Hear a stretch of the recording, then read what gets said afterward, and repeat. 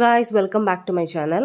അപ്പോൾ നമ്മുടെ ഇന്നത്തെ ടോപ്പിക് എന്ന് പറയുന്നത് നമ്മുടെ BEd സിലബസിൽ തേർഡ് സെം BEd സിലബസിലുള്ള മൊഡ്യൂൾ 2 ലാക്കിൻ്റെ module 2 language diversity in the classroom എന്ന മൊഡ്യൂളിലെ 2.1-ൻ്റെ അകത്ത് വരുന്ന ഒരു ടോപ്പിക്കാണ് ഡെഫിസിറ്റ് തിയറി. അതാണ് നമ്മളിന്ന് നോക്കാൻ പോകുന്നത്. അപ്പോൾ നിങ്ങൾ ഈ ചാനലിലേക്ക് പുതിയതായിട്ടാണെന്നുണ്ടെങ്കിൽ ഈ ചാനൽ ഒന്ന് സബ്സ്ക്രൈബ് ചെയ്തേക്കുക. ഒപ്പം തന്നെ തൊട്ടടുത്തുള്ള ആ ബെൽ ബട്ടൺ കൂടി ഒന്ന് എനേബിൾ ചെയ്ത് വെക്കുക. അതേപോലെ ഫ്യൂച്ചറിൽ ഞാൻ വീഡിയോസ് ഇടുമ്പോൾ നിങ്ങൾക്ക് നോട്ടിഫിക്കേഷൻസ് ഒക്കെ ലഭിക്കണമെന്നുണ്ടെങ്കിൽ ഇതൊന്ന് ചെയ്തു വെക്കുക. അതേപോലെ നിങ്ങളുടെ ഫ്രണ്ട്സിനൊക്കെ കൂടി ഈ വീഡിയോസൊക്കെ യൂസ്ഫുൾ ആണെന്ന് തോന്നുന്നുണ്ടെങ്കിൽ ഒന്ന് ഷെയർ ചെയ്ത് കൊടുക്കുക. അപ്പോൾ നമുക്ക് ഇന്നത്തെ ടോപ്പിക്കിലേക്ക് കിടക്കാം.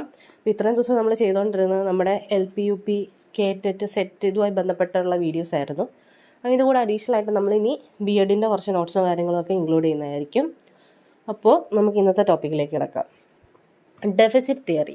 എന്താണ് deficit theory? It is a theory that addresses why the children from families with the low socio-economic status face higher rate of failures in school. അപ്പം ഈ ഡെഫിസിറ്റ് തിയറി എന്ന് പറഞ്ഞാൽ എന്താണ്? ഡെഫിസിറ്റ് തിയറി പറയുന്നത് എന്താണെന്ന് വെച്ചാൽ നമ്മുടെ ലോ സോഷ്യോ എക്കണോമിക് സ്റ്റാറ്റസ് ഉള്ള അങ്ങനത്തെ ലോ ആയിട്ടുള്ള സോഷ്യോ എക്കണോമിക് കൾച്ചറൽ അങ്ങനത്തെ കുട്ടികൾ എങ്ങനെയാണ് സ്കൂളുകളിൽ ഈ പറഞ്ഞ ഫെയിലിയേഴ്സ് അവരുടെ ഡ്രോപ്പ് ഔട്ട് റേറ്റ് എന്ന് പറയുന്നത് കൂടുതലാണ്. അപ്പോൾ അതിനെപ്പറ്റി സംസാരിക്കുന്ന തിയറിയാണ് എന്ത് ഈ പറഞ്ഞ ഡെഫിസിറ്റ് തിയറി എന്ന് പറയുന്നത്. അതായത് children belonging to low socio economic groups, അങ്ങനത്തെ കുട്ടികൾ സ്കൂളുകളിൽ ഫെയിലിയർ ഉണ്ടാവാനുള്ള കാരണം ഇല്ലെങ്കിൽ അവരുടെ ഡ്രോപ്പ് ഔട്ട് റേറ്റിൻ്റെ റീസൺ ഇതൊക്കെ എക്സ്പ്ലെയിൻ ചെയ്യുന്ന തിയറിയാണ് എന്ത് ഡെഫിസിറ്റ് തിയറി എന്ന് പറയുന്നത്. ഇത് പ്രൊപ്പോസ് ചെയ്തത് RG Eller ആണ്. RG Eller ആണ് ഡെഫിസിറ്റ് തിയറി പ്രൊപ്പോസ് ചെയ്തത്. According to this theory, the main problem behind the low academic standards of students is the student themselves rather than teachers, environment, etc. അപ്പോൾ ഈ ഒരു theory പറയുന്നത് എന്താണെന്ന് വെച്ചാൽ ഈ കുട്ടികളുടെ ലോ അക്കാഡമിക് സ്റ്റാൻഡേർഡിന് മെയിനായിട്ടുള്ള റീസൺ എന്ന് പറയുന്നത് ആ കുട്ടികൾ തന്നെയാണെന്നും അതേപോലെ തന്നെ അവരുടെ ചുറ്റുമുള്ള ടീച്ചേഴ്സും എൻവയോൺമെൻറ്റും അല്ല, ആ കുട്ടികൾ തന്നെയാണ് അതിൻ്റെ റീസൺ എന്നാണ് എന്ത് പറയുന്നത് ഈ ഒരു തിയറി വന്നിട്ട് പറയുന്നത്. ഇനി inadequate or lack of language proficiency of the learner is the main problem or defect. ഇതിൻ്റെ മെയിൻ ആയിട്ടുള്ള ഈ കുട്ടികളാണ് പ്രോബ്ലം എന്ന് നമ്മൾ പറഞ്ഞല്ലോ. അപ്പോൾ അതിന് മെയിൻ ആയിട്ടുള്ള ഒരു പ്രോബ്ലം എന്ന് പറഞ്ഞാൽ ഈ കുട്ടികൾക്ക് ലാംഗ്വേജ് പ്രൊഫിഷ്യൻസി ഇല്ലാത്തത് മെയിൻ ആയിട്ടുള്ള ഒരു റീസൺ ആണെന്നാണ് പറയുന്നത്. As A result students cannot understand the subject matter or concept properly.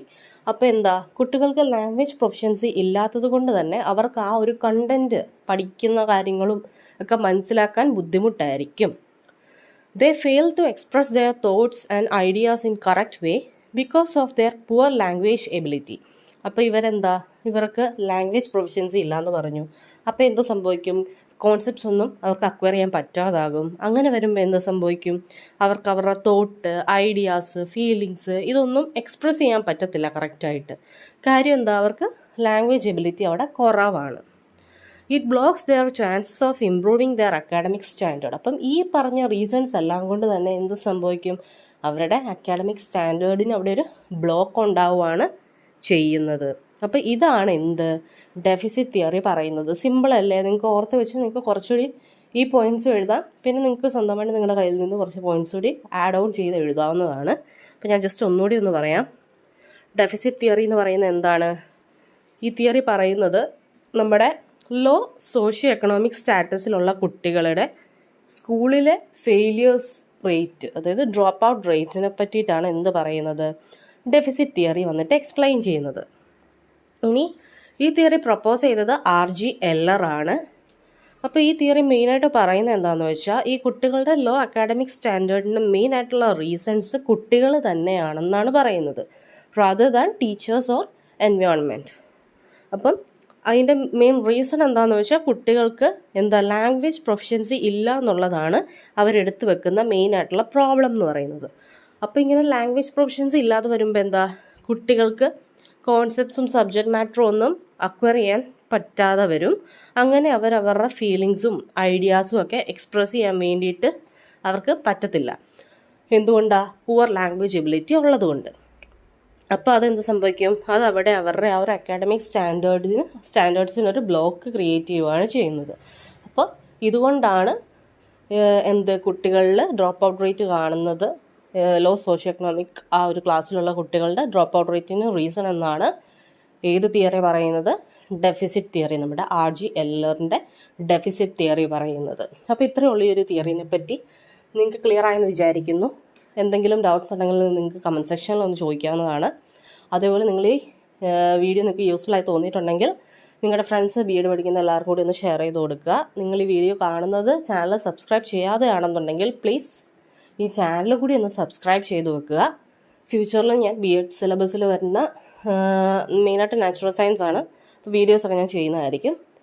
അപ്പോൾ ഈ വീഡിയോ ഇഷ്ടമായിട്ടുണ്ടെങ്കിൽ ലൈക്കും കൂടി ചെയ്തേക്കുക. അപ്പോൾ നമുക്ക് അടുത്ത വീഡിയോയിൽ വേറെ ടോപ്പിക്കായിട്ട് കാണുന്നവരേക്കും എല്ലാവർക്കും ബൈ ബൈ.